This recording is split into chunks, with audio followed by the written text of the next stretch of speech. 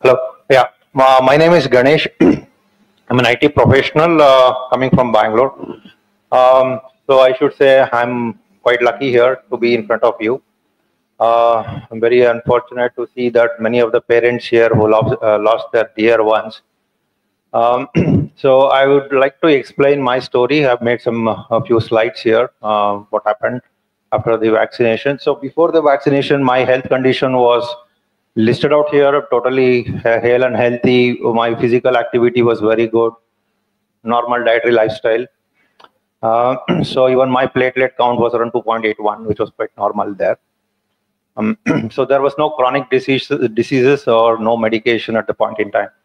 So I took the first dose of Covishield vaccination. That was on the 2nd April in a hospital in Bangalore called Cura Hospital. The post-vaccination, that's on the third day itself, I experienced a bit of, I took the vaccination on the left arm and I see the reaction on the right arm. So I see rashes and sort of a discoloration.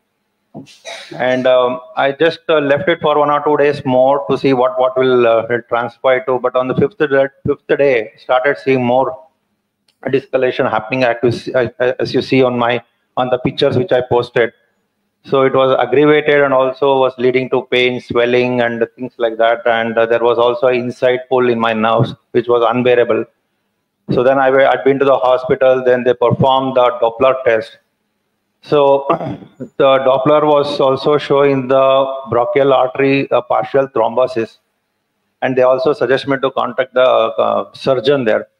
The surgeon was not available, so then through my network I have to contact another surgeon. So I just reached out to the endovascular surgeon called Rahul at the BGS hospital on the same day in the evening, because it was a bit alarming seeing the Doppler report.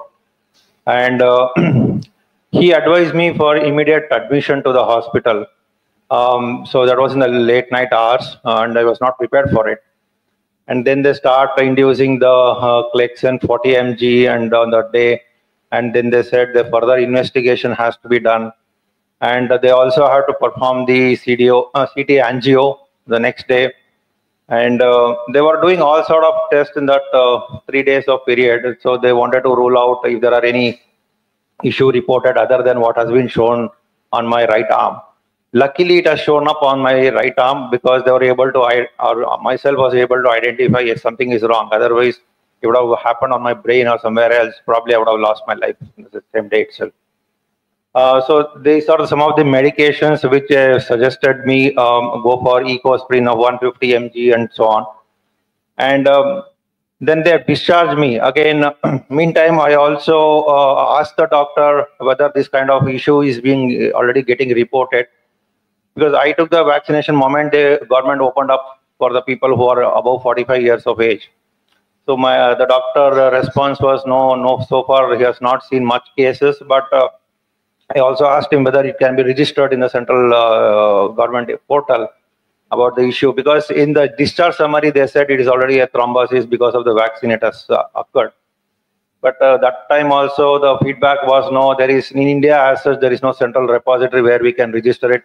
If more and more cases get reported, maybe 2,000, 3,000 get reported, then there could be a sort of research or an inquiry at the central level to go deeper into the issue. But they didn't log any of my findings or any of the issues, any of the portal. And meantime, I also reached out to Serum Institute. I explained all the situation, what happened after the vaccine. I reached out directly to the research wing of the Serum Institute. And immediately they sent out me a questionnaire, which I had to fill it up. I filled up the questionnaire. I also submitted my medical reports to them. But after that, there was no further conversation from their side. This was in 2021. And even after the discharge, I could see many times the clot was resurfacing at a different time interval at different places. You can also see my right hand getting swollen there. So it was keep happening. So I was always worried why it is happening again and again, even after taking the medication and things like that. So when I went back to the doctor, so they advised me to meet the hematologist. Okay, I think things like is going a bit haywire. So he told me to reach out to the hematologist. And hematologist, what he said is, he asked me to do the procoagulant workup or vasculitis workup, and then he noticed that a high level of homocysteine is there, which is about 15.46 readings there. And it also pointed out there is an heterozygous mutation. So then he advised me to meet the cardiologist and the cycle of how my overall body condition and so on. So I met the cardiologist. Cardiologist said, you are perfectly fine, you don't have any issue. But again, the issue was resurfacing. The hematologist said, continue with the ecosprin, that 150 mg what he has given. And at some point in time, he also noticed that there is no further bleeding manifestation. So he also advised me to go for the second dose of the vaccination. So this is about 8 months from the time which I took the first vaccination.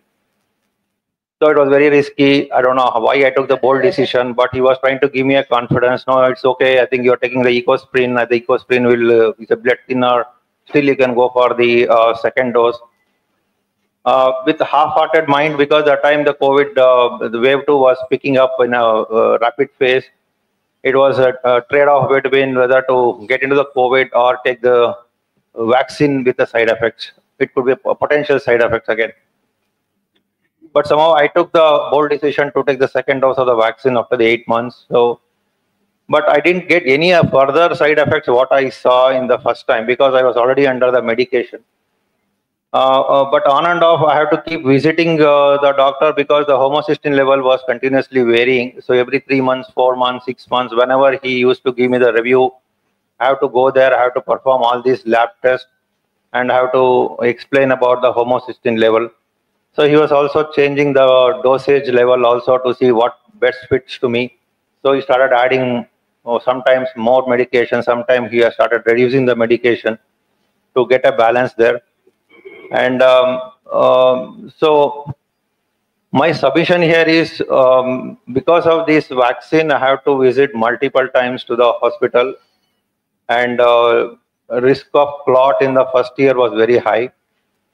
Then physical activity was reduced, because this was also suggested by the doctor that I should not get into any intense activities, because that can lead to more pressure on my blood cells, which can cause more clots and things like that. So then on, I just limited myself to just only for walking, nothing more than that. No gymnasium or any other things which I could do.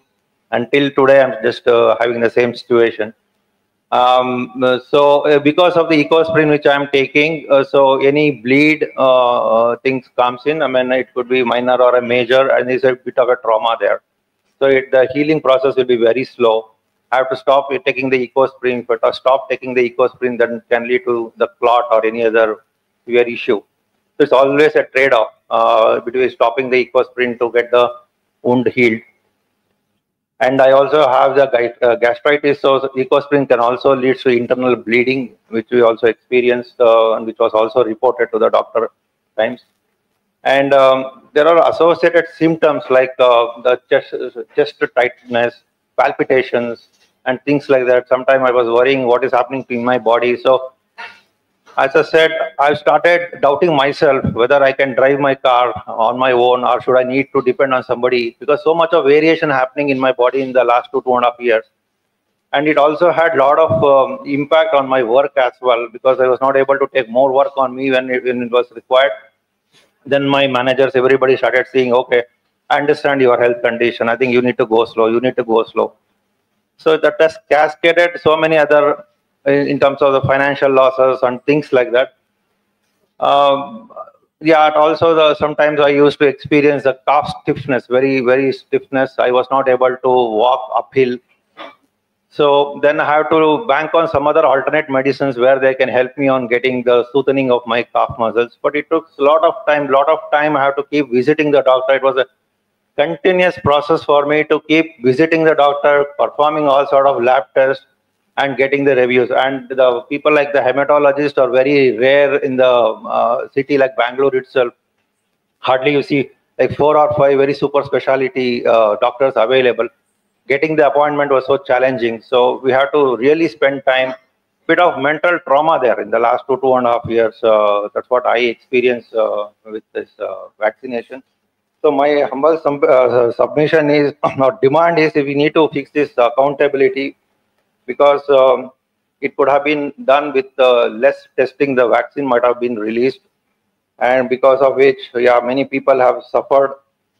And the full disclosure, that including the EUA status, which Venugopalji was saying, so it's not been done, and it has to be, consent should be there while administering the vaccination.